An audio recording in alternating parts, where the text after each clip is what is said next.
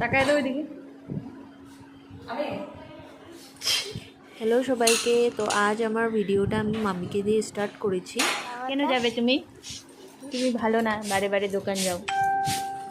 এদিকে পুচকিটা এত কথা বলছিল, সেই জন্য তোমাদের সাথে পুচকিটার কথাবার্তা সব শেয়ার করলাম। আর আজকে আমি মানে রাত্রে থেকে ভিডিওটা স্টার্ট করেছি, আর এদিকে আমি নেক্সট ডে স্টার্ট করলাম। আর আমি সকালবেলা ঘুমের থেকে উঠে মাদের সঙ্গে কথা বলছিলাম, আর সবাইকে চৈত্র সংক্রান্তির শুভকামনা জানালাম।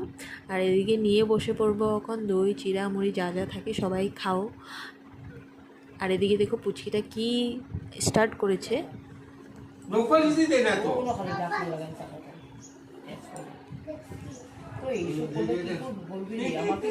দেখে ও বাবা রে,